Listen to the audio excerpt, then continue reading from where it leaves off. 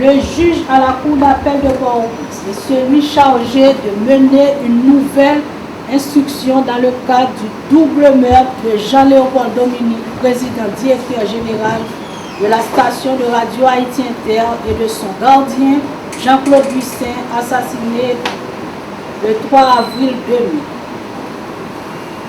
À la date du 3 avril 2000, des bandits armés ont pénétré à l'intérieur de la station de radio Haïti Inter et tué par balle le directeur de la dite station, le journaliste Jean-Léopold Dominique, ainsi que son gardien, le sieur Jean-Claude Buissin. Entre-temps, une enquête a été diligentée autour de ce double meurtre. Le dossier a été confié au juge Fritzler Fils-Aimé suite à une commission rogatoire donnée par la Cour d'appel de Port-au-Prince qui, armée de courage et dans des conditions de travail assez difficiles, a pu réaliser d'importants actes d'instruction qui ont permis à l'enquête judiciaire de prendre un certain élan. Étant donné que le travail réalisé par le juge d'instruction d'alors s'est révélé peu satisfaisant, la Cour a désigné un nouveau juge devant mener une nouvelle instruction et de trouver l'auteur intellectuel de ce double meurtre. Plusieurs personnes ont été entendues et interrogées, soit à titre de témoin, soit à titre d'inculpé. Il y a d'autres qui sont en fuite et font l'objet d'avis de recherche suite à une requête envoyée à la direction centrale de la police judiciaire en date du 10 juillet 2013. Les témoins entendus dans le cadre de cette affaire sont au nombre de 16.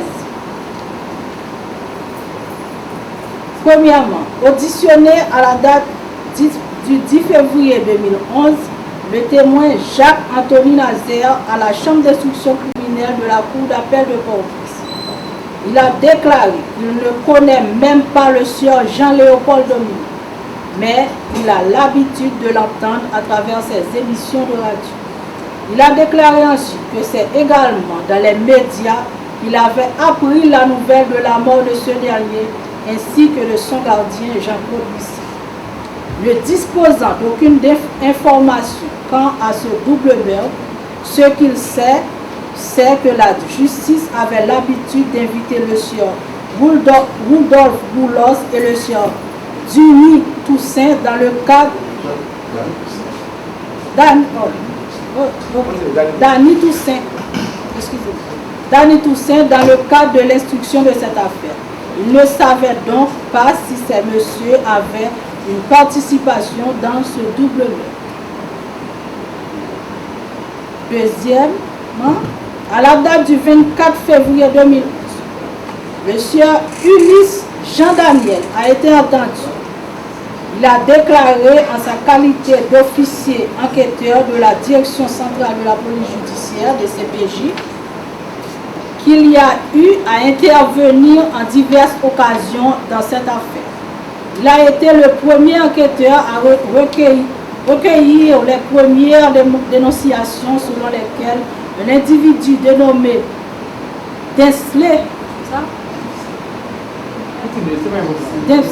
dit Thibault, aurait assassiné Jean-Léopold Dominique pour la somme de $80 000 US. Ce dernier avait été arrêté, il s'est évadé de la prison et n'a jamais été retrouvé. Un autre complice du nom de Lalanne a été blessé au cours de son arrestation parce qu'il essayait de s'échapper en escaladant un mur. Conduit à l'hôpital de l'Université d'État d'Haïti, il est décédé peu de temps après.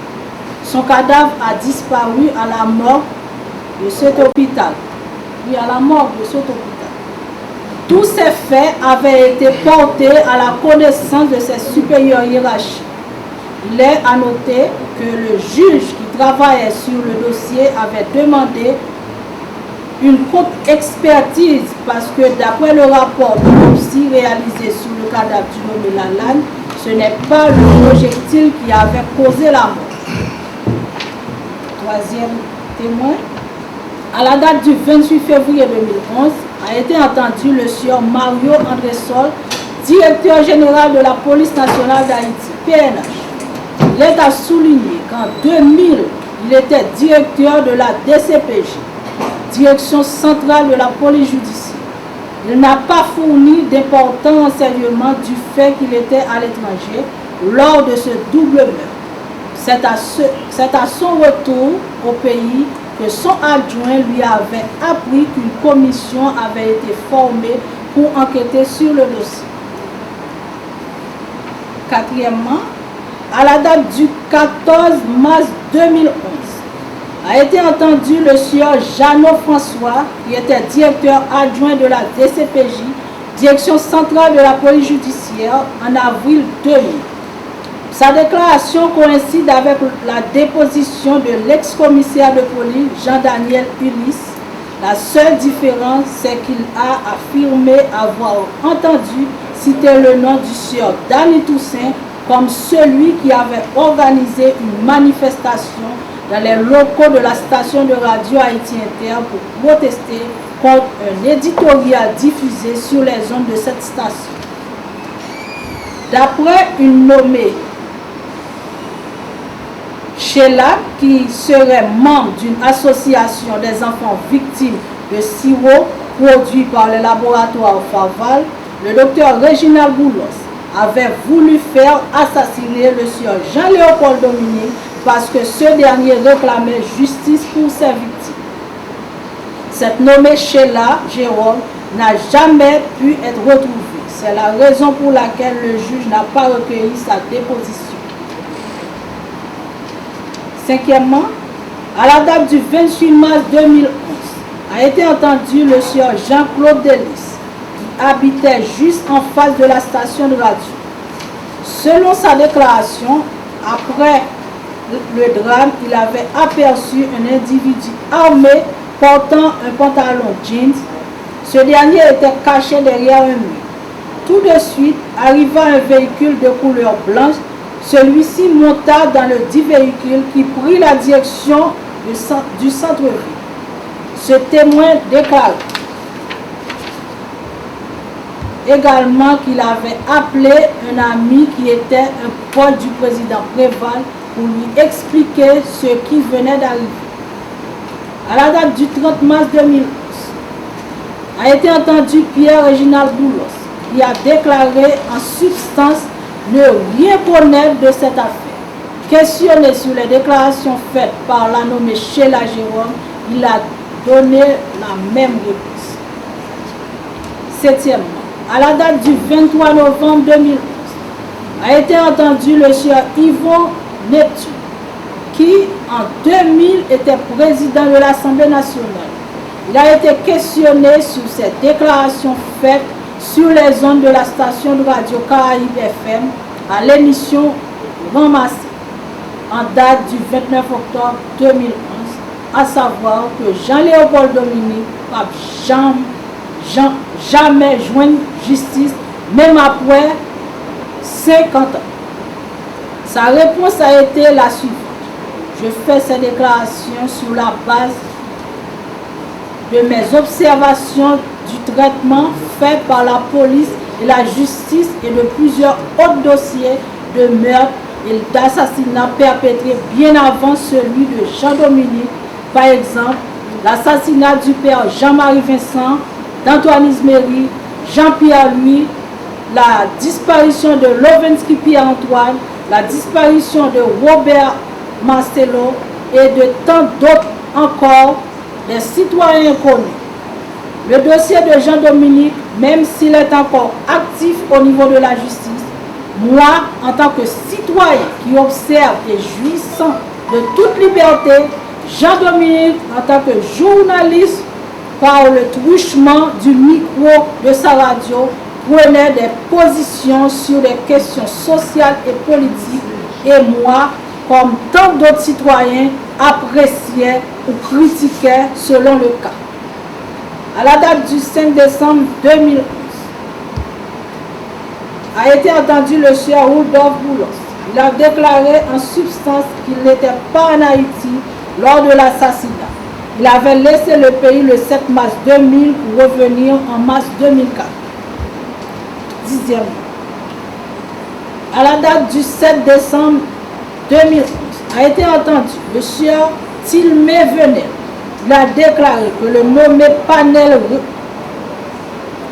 Enelus, alias Tipanel, lui avait avoué avoir assassiné le sieur Jean-Léopold Dominique pour la somme de 100 000 $ américains. Arrêté sur la frontière haïtiano-dominicaine et incarcéré au commissariat de Léogane, il a été lynché par la population. D'après ce témoin, c'est le sieur Edouin Beldan, responsable à l'époque du commissariat, qui l'avait livré à la foule.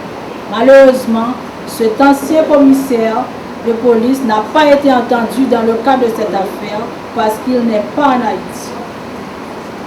11e. À la date du 15 décembre 2011, a été entendu le professeur Sauveur Pierre-Étienne. Étant donné que dans sa déclaration, il avait recommandé que soit entendu l'ex-président Jean-Bertrand Aristide ainsi que l'ex-président René Préval, cela a été respectivement fait. Selon le professeur Sauveur Pierre-Étienne, la question que tout juge enquêteur devrait se poser est la suivante. À qui ce crime avait-il profité? Il suggère au juge enquêteur d'interroger certains hommes de main tels que Harold Sévère, l'ancien parlementaire Millien Romage. Il déclara ensuite le président René Préval et Jean-Léopold Dominique avaient mis sur pied un mouvement politique dénommé COSEPEP, qui était en compétition ouverte avec le parti Famille Lavalas pour les élections présidentielles de l'année 2000. Selon lui, Jean-Léopold Dominique a été assassiné parce qu'il était présidentiable. 12e, le sieur Danny Toussaint a été entendu le 31 janvier 2013 à la suite d'une deuxième invitation. Il avait été empêché lors de la première convocation fixée du 18 mars 2011. Son avocat avait fait valoir que son client était sérieusement malade. Son intervention n'a pu faire avancer le dossier vu que son état d'inconscience ne lui a même pas permis de répondre aux questions que lui étaient posées. 13e. À la date du 25 janvier 2013, a été entendu le sieur Auriel Jean, ancien responsable de l'USP. Selon ce témoin, après une rencontre avec le président Aristide, celui-ci lui avait demandé d'entrer en contact avec la dame Myrlande Libérus, qui était à l'époque sénateur de la République. Cette dernière lui avait expliqué qu'elle avait pour mission de contrecarrer les activités de Jean-Léopold Dominique, à qui l'on reprochait de vouloir tenir l'image du parti Lavalas. Toujours d'après ce témoin, Jean-Dominique et René Préval avaient mis sur pied un parti politique dénommé COSEPEP, qui devait présenter Jean-Léopold Dominique comme candidat à la présidence aux élections de 2000. Est-ce que cette mission dont il s'agit signifiait qu'il fallait éliminer physiquement le sieur Jean-Léopold Dominique? En effet, la dame Myrlande Libérus Pavert avait déclaré péremptoirement « Faut que nous fermions bouche Jean-Dominique pour que notre slogan soit devenu une réalité, à savoir que FOC 2011 bon tout bon ». Dans tous les cas, cette question n'a jamais pu être élucidée, car la dame Libérus, qui n'a à aucun moment répondu aux convocations, fut à l'hôpital pour présenter ses condoléances à la famille et nous Jean-Dominique, c'est même souffrance ça qui toujours n'a qu'un moins avec espoir que la justice a privé découvrir assassin. À la question qui lui avait été posée concernant la déclaration du sieur Auriel Jean quant à une éventuelle participation à la dame Myrland Libérus dans l'assassinat de Jean-Léopold Dominique, il a répondu, m'a dit plus que ça me pense. M'a dit ça me connaît. Moi connais déclaration ça yo, menti ça yo pas passé. Myrland Libérus, ancien sénateur République d'Haïti, innocent, il pas qu'à victime, menti ça. Menti ça, pas gain, ni pied ni tête. Il concernait moun qui baille l'IA. Moi, t'as demandé pour la justice faire lumière sur tout assassinat ça. Et moi, demandé pour la justice pas quitter politicien servi à cadavre, frère, amis pour faire persécution politique.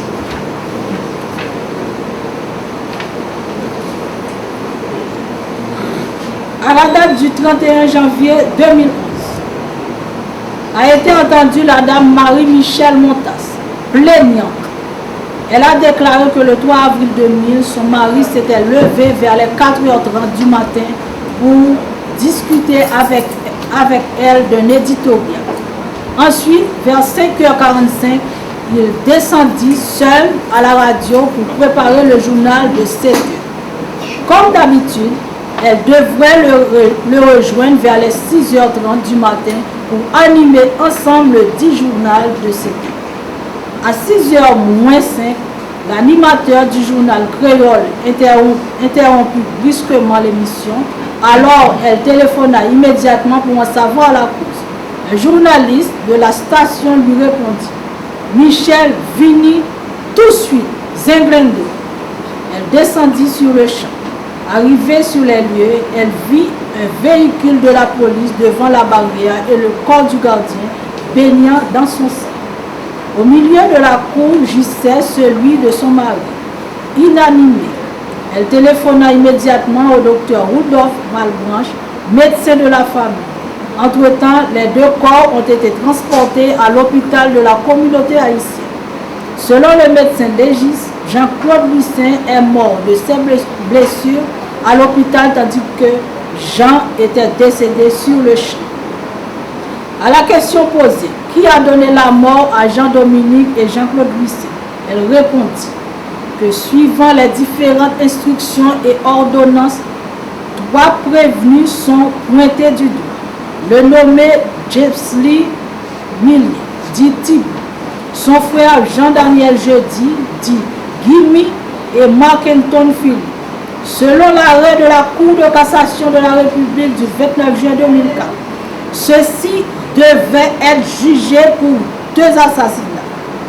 Madame Dominique a déclaré également que le nommé Thibault, évadé de prison, aurait été tué.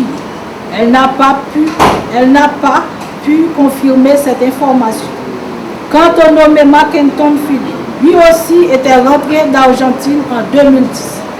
Selon la plaignante, il s'était présenté à la MINUSTAH pour solliciter de l'assistance pour un projet de développement. Le commissaire du gouvernement d'alors, Maître Aristidas Auguste, en était informé.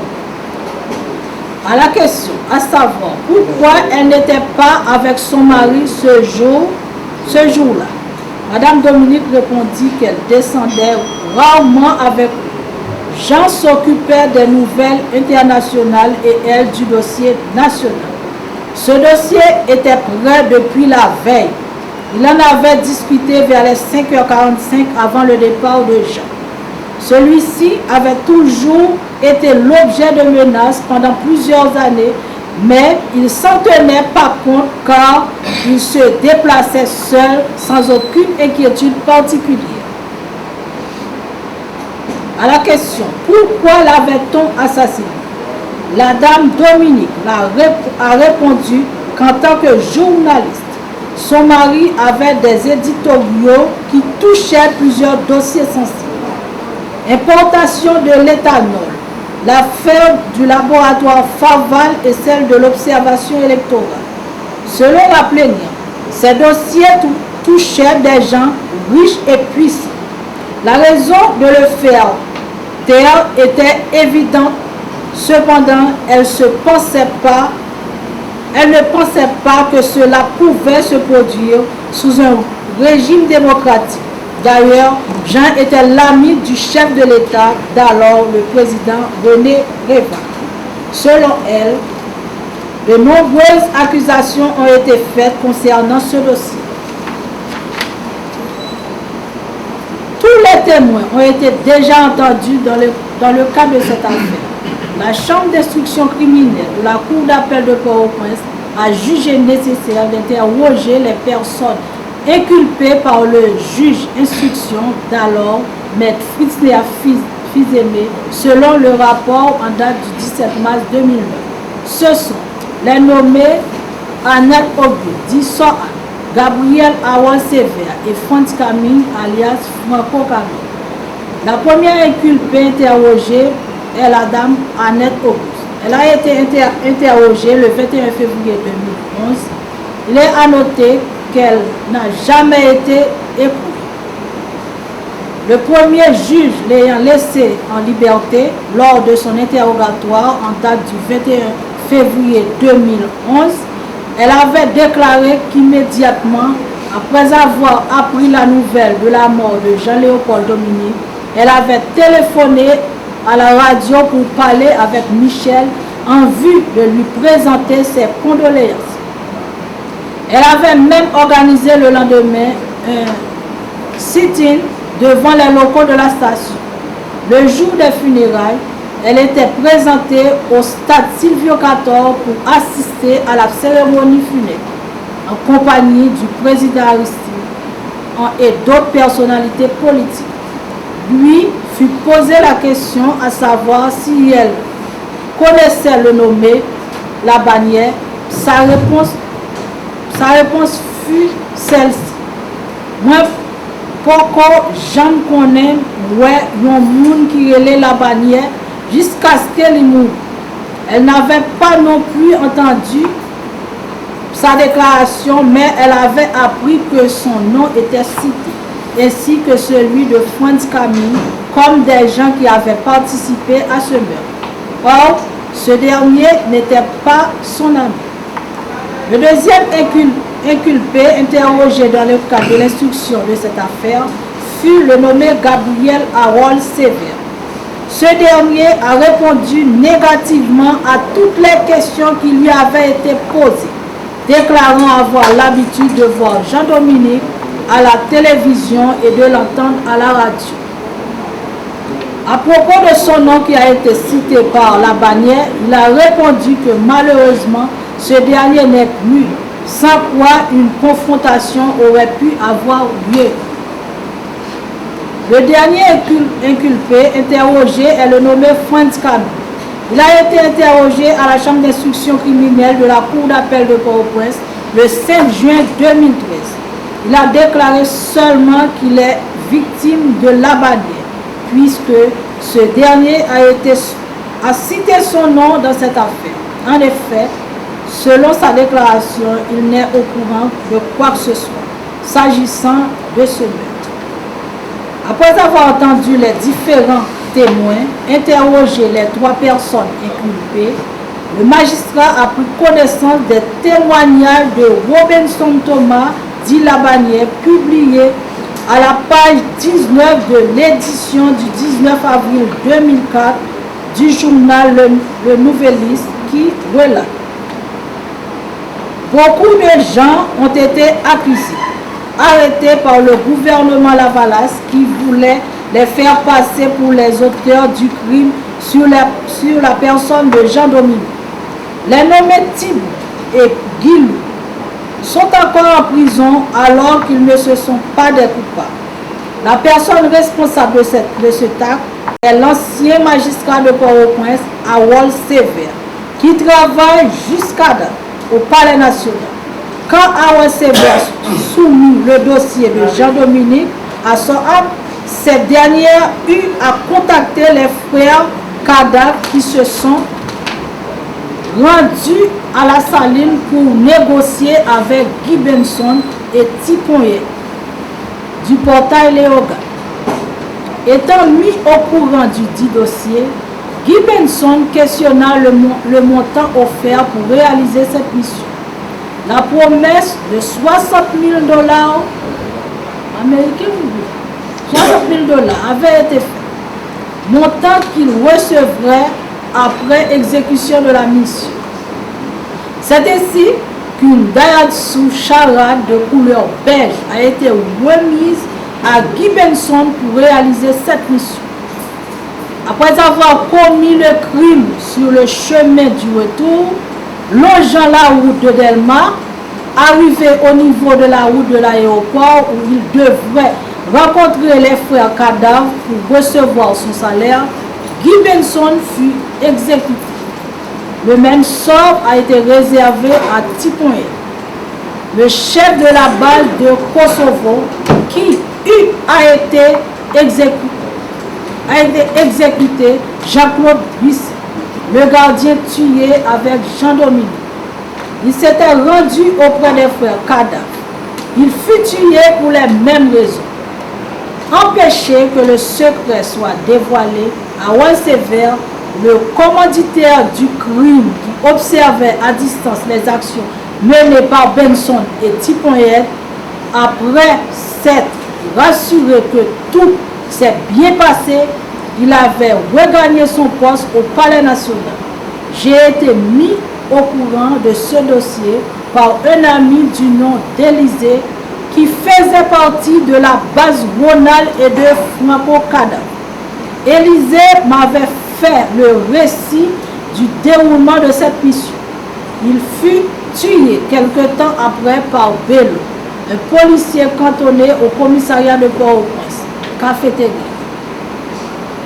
Il y a lieu pour la chambre d'instruction criminelle de recommander ceux qui suivent. Gabriel Awal Sévère, Annette Auguste et Franz Camille devraient être présentés par devant la cour d'assises pour leur inculpation présumée dans ce double meurtre. Tous les indices font peser de graves suspicions que sur les nommés James Millien, dit Thibault, Mackenton Michel, Jean-Daniel Jeudi, Jean-Merci Dieu Toussaint et Mérité Millien qui sont en cavale et font l'objet d'avis de recherche, de mandats d'amener et d'arrêt. Quant à la dame Myrland Libérus Paver, malgré les diverses invitations qui lui ont été faites, elle ne s'est jamais présentée pour répondre des accusations portées contre elle par le sieur Auriel Jean. Un procès verbal de non-comparution a été dressé en la circonstance.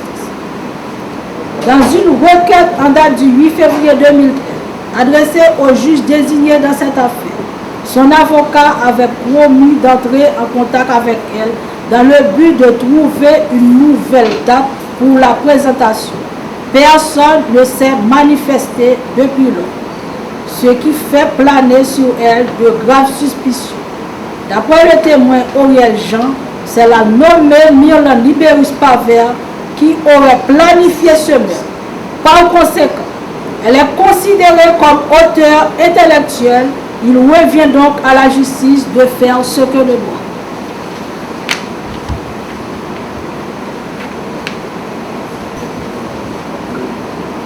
On a mis en annexe la liste des témoins. Est-ce que c'est nécessaire de...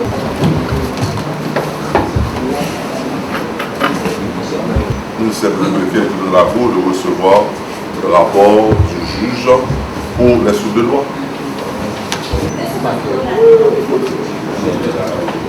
Donc, la Cour.